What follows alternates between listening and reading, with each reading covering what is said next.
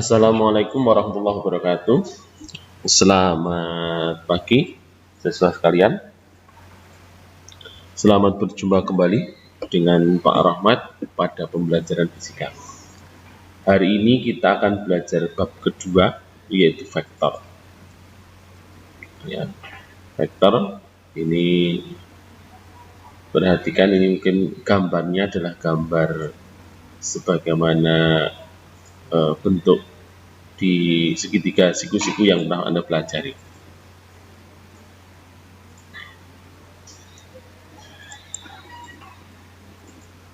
Di sini ada sudut alfa, ya, alfa. Jadi pada sisi miringnya itu disimbolkan dengan F atau vektor gaya F, yang dia punya komponen terhadap X dan juga komponen terhadap Y. Ya,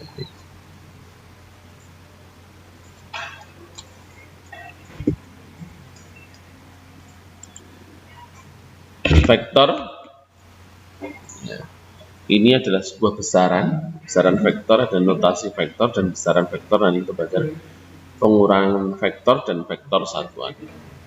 Operasinya penjumlahan dan pengurangan vektor. Kemudian ini ada penjumlahan vektor secara geometris dengan cara poligon dan jajaran genjang. Kemudian ada penjumlahan vektor secara analisis, yaitu pengurangan vektor, menentukan nilai dan arah resultan vektor. Notasi vektor dan besaran vektor memberi tanda panah di atas huruf yang menyatakan vektor. Contoh adalah ini, biasanya A ada garisnya, kemudian OA itu.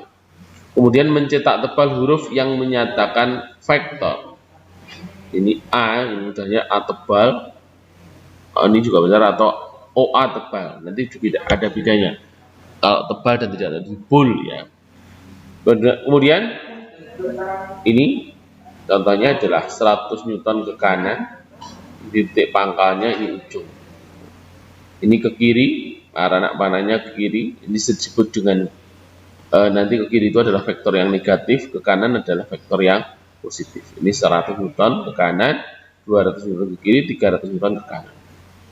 Kemudian penguraian vektor. Setiap vektor dapat diuraikan menjadi dua atau lebih komponen vektor. Tadi sudah saya sampaikan, ada Vx, ada Vy. Yang vertikal Vy, yang mendatar adalah Vx.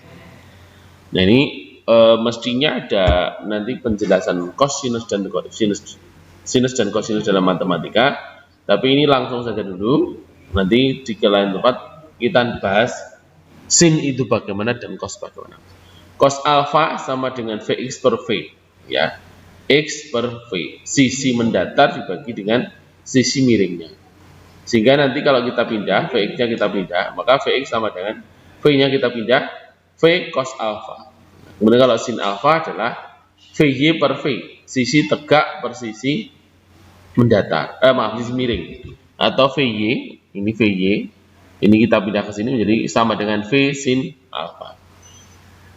Ini ada vektor satuan, vektor yang diuraikan ke sumbu xi, yj dalam bentuk dua dimensi, atau dapat diuraikan ke dalam sumbu xi, yj dan zk dalam bentuk tiga dimensi. Jadi nanti vektor satuan pada sumbu x itu adalah i, vektor pada sumbu y satuan pada sumbu y adalah j, dan vektor satuan pada sumbu z adalah k. Ya.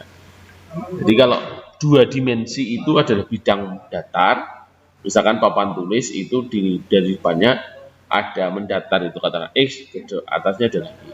Kemudian kalau tiga dimensi itu ruangan, nanti bisa dikatakan sumbunya adalah ada X, ada Y, ada Z. Nah, berikutnya ada operasi penjumlahan dan pengurangan vektor. Penjumlahan vektor secara geometris, itu ada poligon dan jajaran genjang. Kemudian penjumlahan vektor secara analisis ada menguraikan vektor menjadi komponen-komponen pada sumbu X dan sumbu Y. Tadi sudah saya sampaikan. Menjumlahkan semua komponen vektor pada sumbu X dan sumbu Y. Nanti setelah kita uraikan, kita jumlahkan tahapannya. Yang X ya X, yang Y dan Y. Kemudian menghitung besaran dan arah resultan. Kemudian pengurangan vektor, menentukan nilai dan arah resultan. Menentukan nilai dan arah resultan secara grafik. Kemudian penentuan nilai dan arah resultan dua buah vektor dengan rumus C menentukan nilai dan arah resultan dua vektor searah. Kemudian D adalah penentuan nilai dan arah resultan dua vektor berlawanan arah.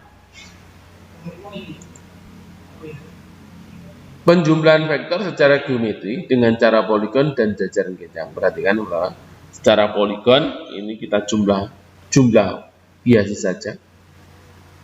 A, B nanti mestinya adalah nanti kita buat A, B, kemudian gambarnya dari pangkal A kita gambar ke ujung B. Itulah resultannya. A, B. Nanti ini bisa seperti ini. Nah, sana, hampir sama. Kemudian ini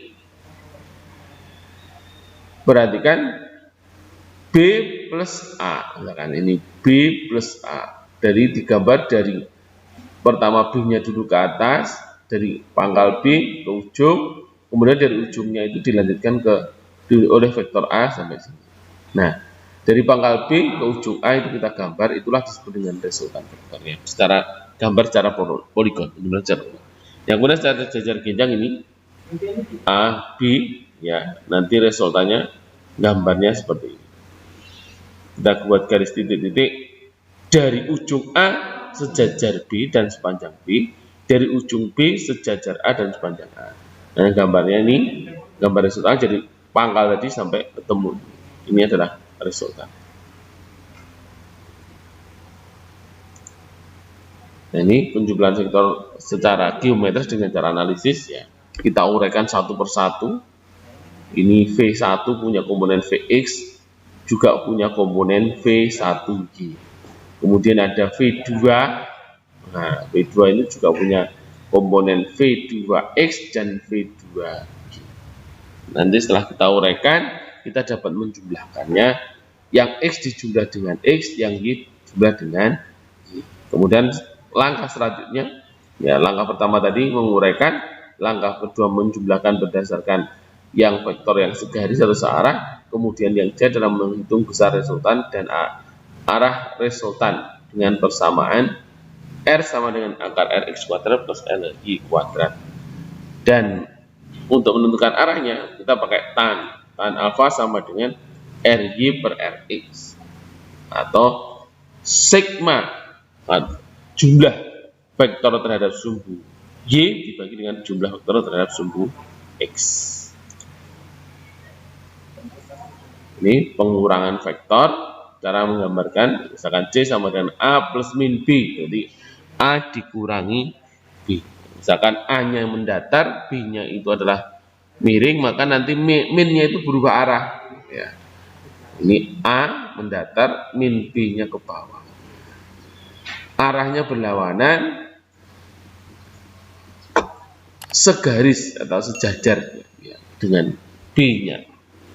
Cuman arahnya saja yang berubah. Kemudian nanti dari pangkal A kita gambar ke ujung B. Ini adalah C-nya ini sebagai resultan.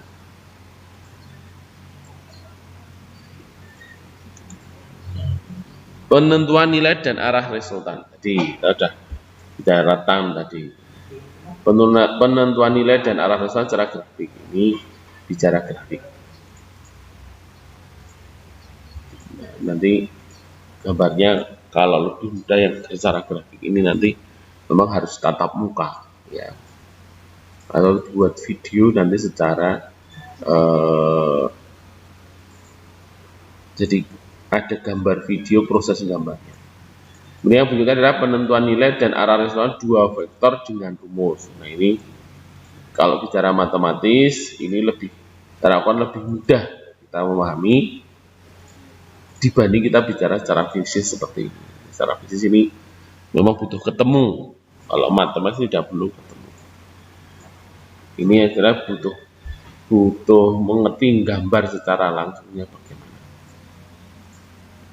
R sama dengan V1 kuadrat, kan ini vektornya adalah V1 dan V2. R sama dengan akar V1 kuadrat plus V2 kuadrat plus 2V1 V2 cos alfa.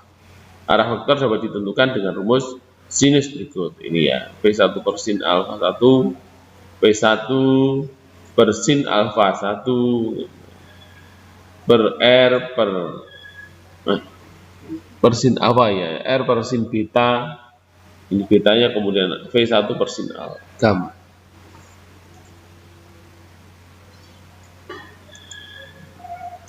Penentuan nilai dan arah, ini resultan, ya tinggal secara grafis digambar saja, nanti itu adalah nilainya dan arahnya adalah mengikuti vektor yang lebih besar. Demikian pertemuan kali ini. Jika ada pertanyaan nanti bisa hubungi di classroom, atau nanti kalau ada bisa hubungi ke nomor yang kemarin. Saya akhiri, bareng-bareng kita berdoa mulai. Cukup. Selamat siang. Wassalamualaikum warahmatullahi wabarakatuh.